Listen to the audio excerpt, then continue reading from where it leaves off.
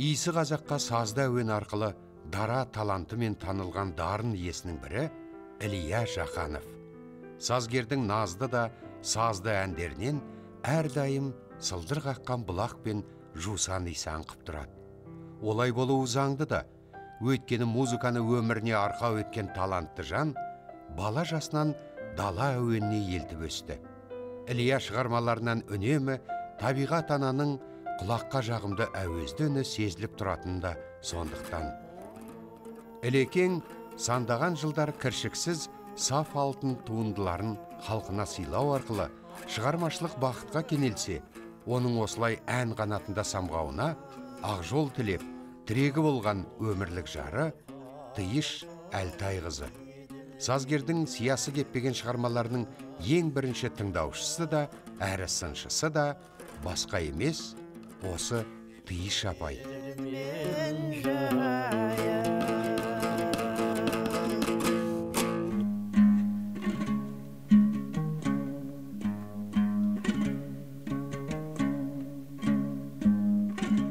Біржан Салдың, Ақан Серінің, Естайдың, Жаяу Мұсаның, Мұхиттың әндері.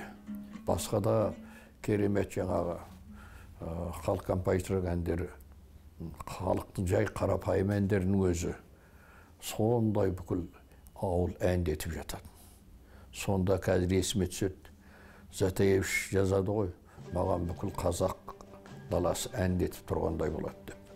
Сондай музыкалық ортада бала күнімнен сол қазақтың жаңағы адамның жанын осы балбыратқан ойлы, сырлы, кең тынысты, анау-мынау келте шолтаңдаған бірден емес, биік әндерге соған бізді ынтықтырып өсірді. Туған жерінің ғажайып көркі Ілекеңнің ерек қабілетін күннен күнге шыңдай түсті.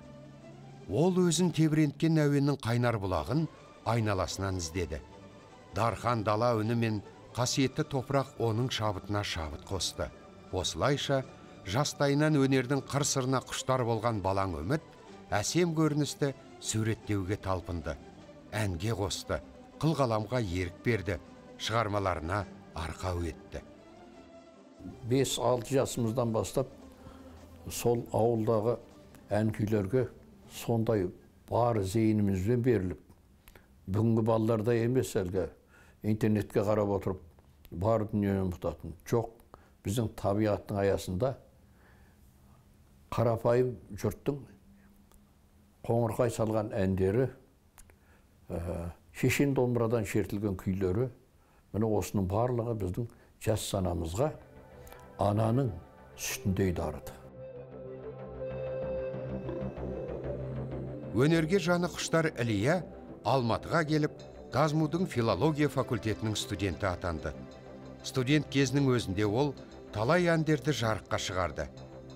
Әсіресе оның Салтанат, Ақ қайың, Жігіт арманы, Жан сәулем, Қайдекен сол ақмаңдай атты әндерін сол кезде студент жастар ерекше ықыласпен орындайтын. Жүрегінен бұлқынып шыққан бұл сырлы әуендер Ілияға қанат бітіретін. Оның бойындағы туа бітті талантын байқаған мамандар Ілияны жоғары оқу орнын бітіргеннен кейін музыкалық білімін жетілдіру үшін консерваторияға оқуға шақырады. Брусиловский айтты. Бұл жігіттің әндері нағыз қазақтың халық әндері сияқты.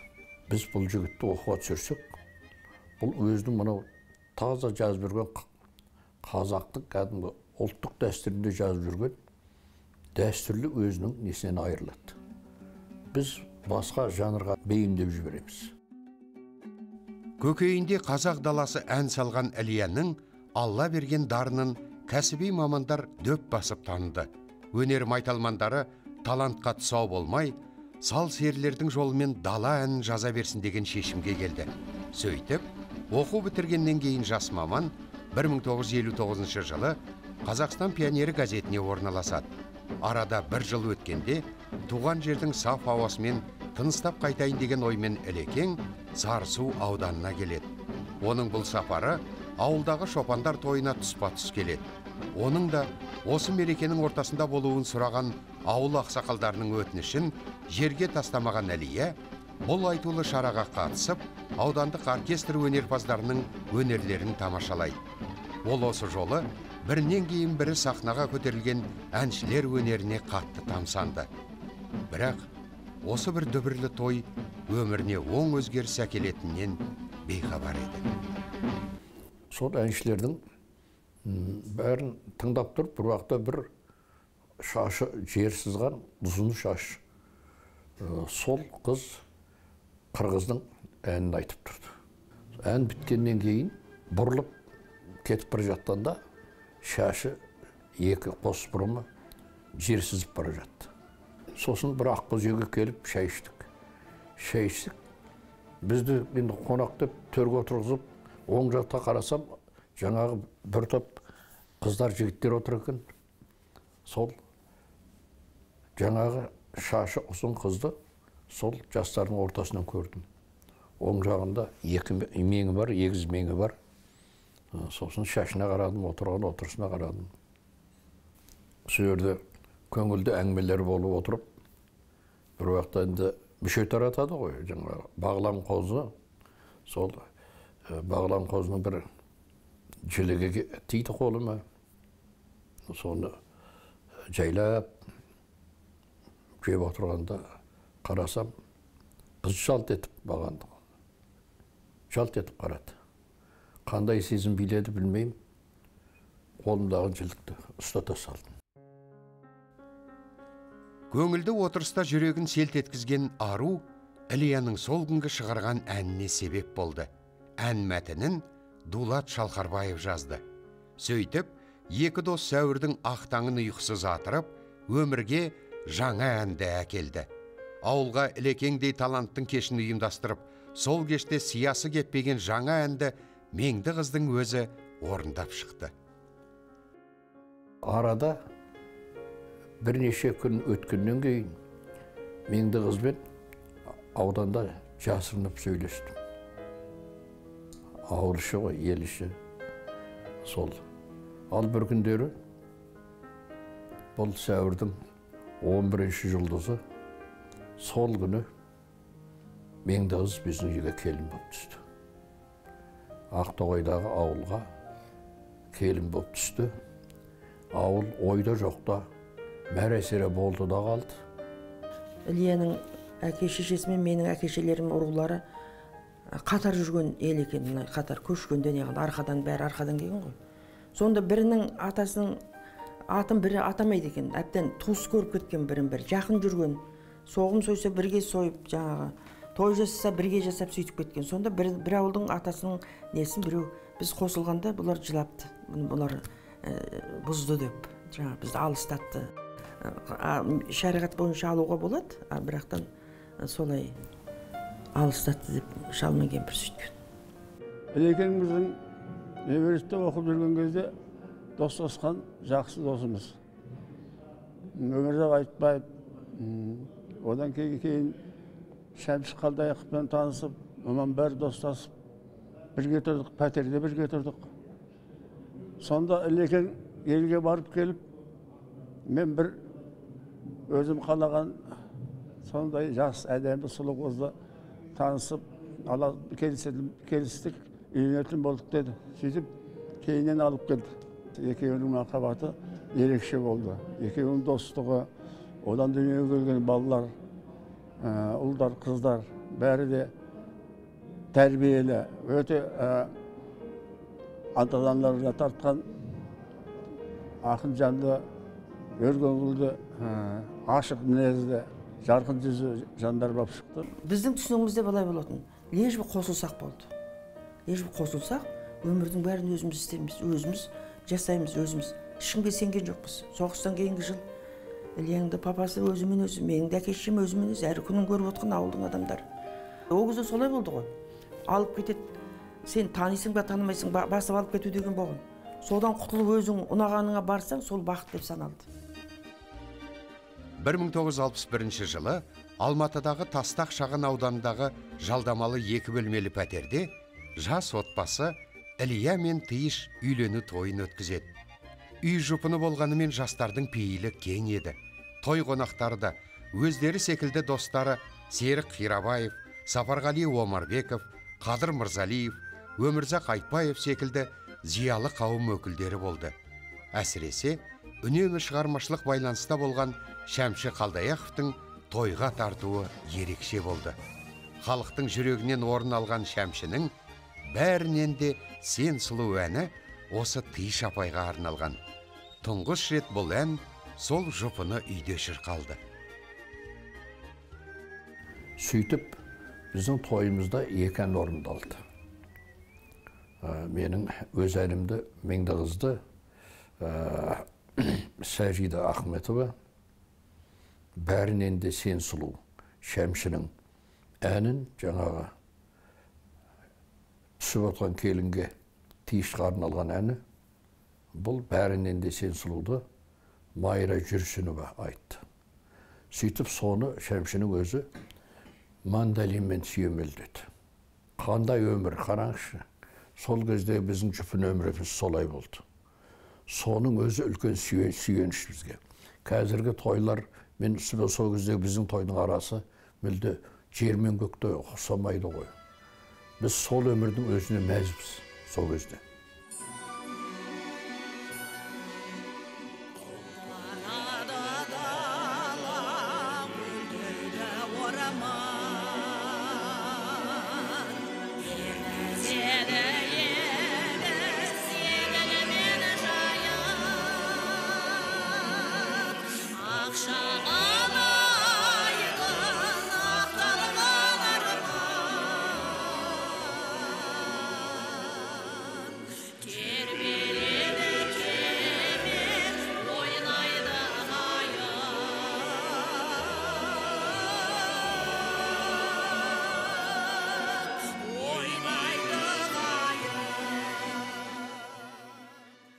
Ойпырмай біздің елдің адамдары мынау қанша ғасыр арқада жүрсе де, енді келіп мына Қаратаудың бауырында солай өмір кешіп жатса да, су мол жерді көрсе, мынау еділ жайық қой деген сөзді айта береді. Иә, өнер иесінің бұл сөзінде де үлкен мән жатыр. Тағдырдың жазуымен арқаға ауған қалың қазақтың бір сыпырасы Жамбыл облысы Сарысу ауданы Нұртай өзенінің жағасын тұрақтап қалды. Дүние еділ жайық болды деген сөзді санасына сіңіріп өскен Ілия ата-баба арман жастайынан жете сезінді. Еділдің сағасы мен жайықтың жағасында өспеген адамның бір сәтте осы бір ұлы туындыны жарыққа шығаруы да адам таңғаларлық жағдай. Осындайда Алланың құдіреттілігіне шек барма деуден басқа амалың қалмайды. Күндердің күнінде мен ол кезде осы әнді толған үстінде еділді де көрген жоқпын, жайықты да көрген жоқпын. Мұны басып тұрған топырақта мен еш уақытта болған емеспін. Бұл 1981 жылы қазан айының 4-ші жұлдызы күні менің үлкен балам Бауыржан келін түсірді. Клара деген тамаша келінім. Сондай қуаныш той болды. Тойдан кейін, 2-3 күнден кейін біздің бір жақсы достарымыз Асқар Әтіркүл деген ерлі-зайыпты дәрігерлер сол қонаққа шақырып, соған жинақталып атқанда, сол 7-ші жұлдызы қазанның түстен кейін сағат 2-нің кезінде киініп енді үйден шығайын деп атқан кезде еділ жайық әні келді маған. Сол бас аяғы 4-5 минуттың ішінде әлгі ән тұтасымен, қайырмасымен құйылып түсті.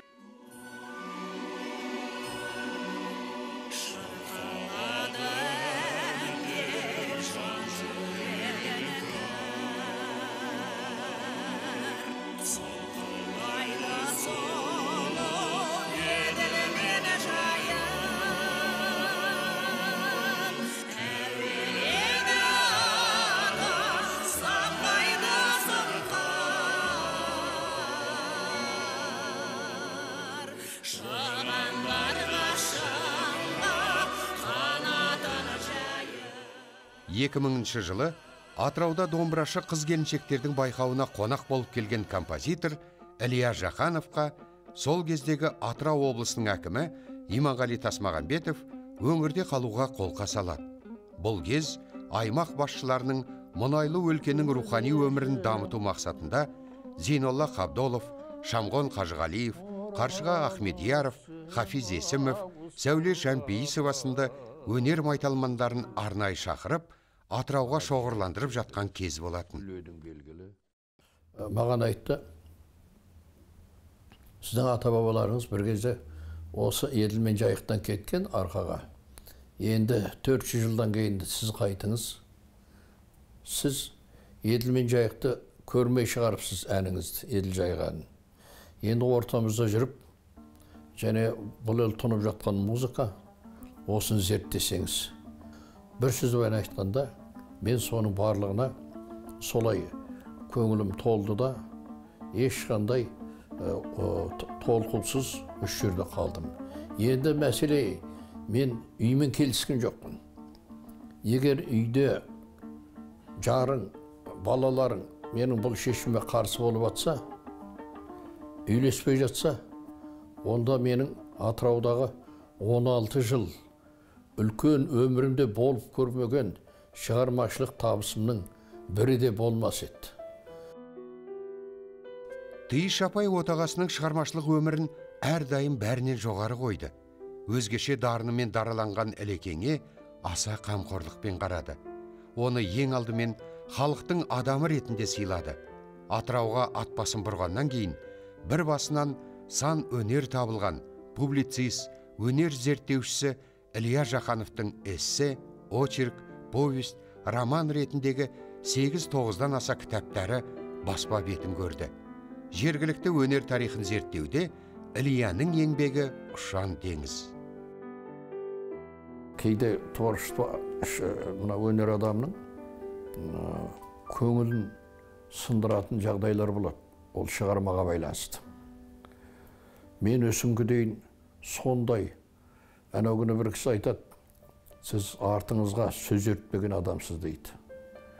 Менің шығармашылығымда ешқандай сәтсіздік болған жоқ. Осындай бір жаңағы шығарманың сәттілігі үлкен қуаныш болып жатады. Кейде бір тұрмыстық мәселелерден кейістіктер болып жатады. Бірақ ерлі зайыпты адам ретінде еш уақытта бір-бірімізбен түс шайысқанымыз жоқ. Бір қызығы, Ілияның шығармашылығы отбасында ешқашан бөлек дара талқыланып көрген емес. Отағасының әрбір төл жазбалары әрдайым Тиыш апай екеуіне ортақ дүние. Тіпті керек десеңіз, сазгер шығармаларын машинкаға басу әу бастан Тиыш Әлтай қызының иығындағы жауапкершілік. Көз майын тауысып, қанша уақыт компьютерде отырса да, Тиыш апай оған бір сәт шаршап, кейістік танытқан емес. Печат етуді баяғыдан бастадық. Жаңа 4 баланы қорқытып ұйықтатып сағат 10-11 кезінде соң кейін мәшінкемен отыратынбыз. 12-1-ге дейін. Анамын ол кезде мұндай крупный нәрсе жоқ қой, онда жаңағы мақала, сондай аздаған нәрселер сөйтіп печат ететінбіз. Мысалы үшін жолдасының, мен білем, жолдасының не жазып, не қойып атқанымен жұмысы жоқ.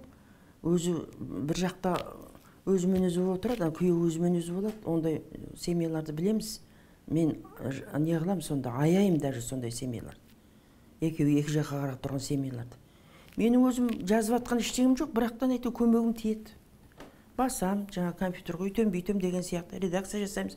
Маған да бұрыт қызық, мысалы үшін. Үйдегі тұрмыста менің күнделікті газетке, журналға шығады, әйтпесе радиоға, телевидениеге берілетін сценарийлардың барлығын үйде жаңағы неміз болды. Кішкентай машинкамыз болды. Әуелі Мерседес болды, одан кейін Москва деген. Сонымен апаң менің бүкіл қазір менде қанша том шығарма болса, соның барлығын өз қолынан өткізіп, ол жай ғана былай машинамен тықылдатып баса бермейді. Басып мен жаңағы оқып, диктовка жасап отырғанымда барлығына әрбір сөзге, сөйлемге сын көзбен қарап отырады. Мысалы, баға жоғарыда айтылған ойымды тағы қайталап баратсам, сонда айтады, Әлеке, енді тоқтаңыз.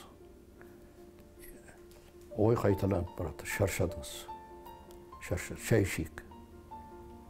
Мына жерде мысалы мұнай қайталанды. Мына сөз осы тағы қайталанды.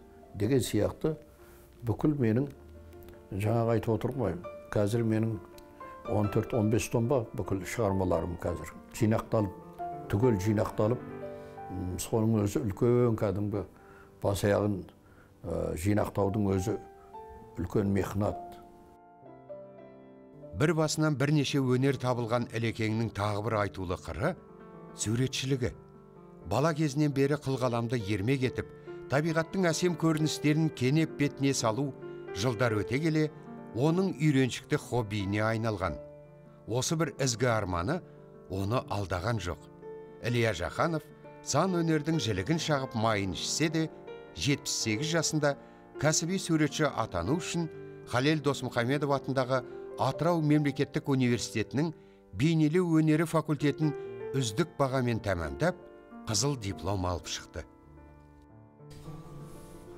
Бұлай ойлап қарасақ, Ілия ағамыздың халқына берген аз емес. Әрбір адам осыншалықты мол дүние бере алса, өзінің ұлтына, өзінің халқына, онда біз қандай болар ек? Бірақ әлі де болса берерім бар. Әлі де болса әнмен, музыкамен бере алмағанымды, жазумен бере алмағанымды, қылғаламмен, суретіммен жеткізсем деген құлшыныста, талапта жүрген адамның ұлылығына, өмірге деген іңкәрлігіне қалай ғана бас имейсің?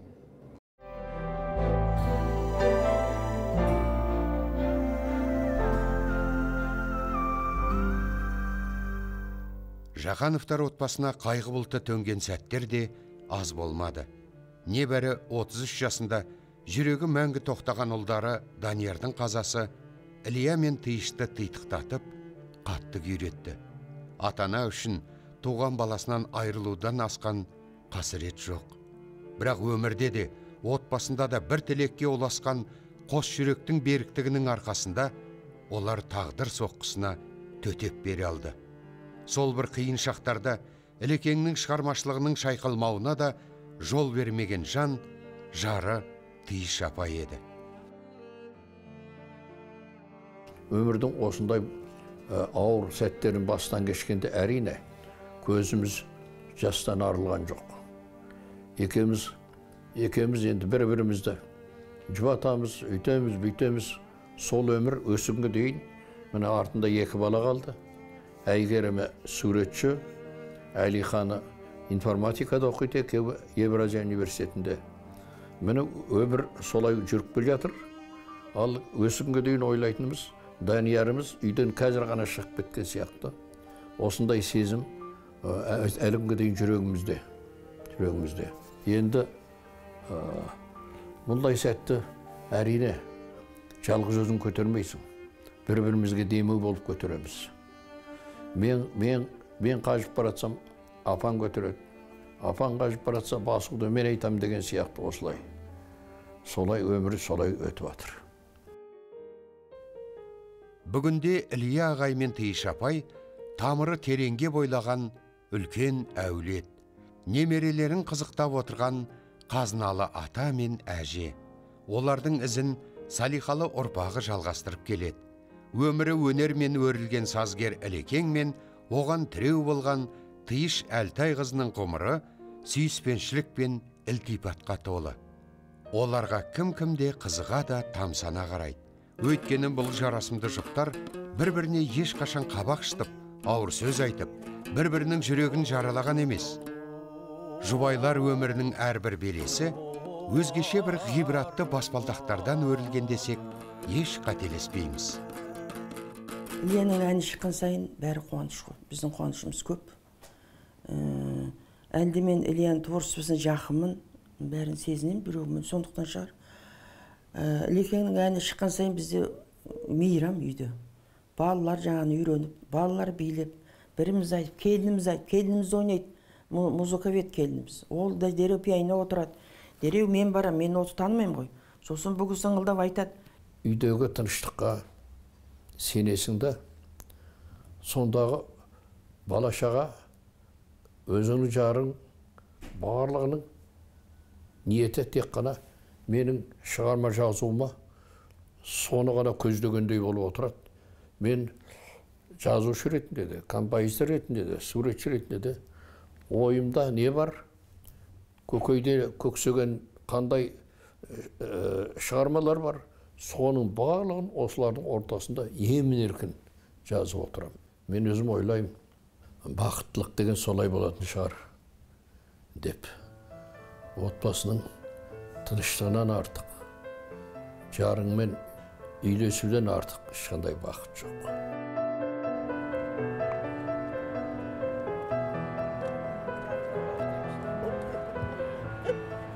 Бұл әңгімесі жарасқан жұбайлардың жүрек толықтар, тебіреніске толы, шынайы сыры.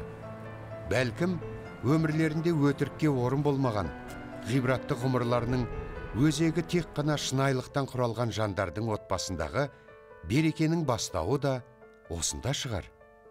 Өмір өзеннің айдынында ескектері ескірмеген махаббат иелері, Ілия мен тыйыш сезімдерінің алтын діңгегі де осында.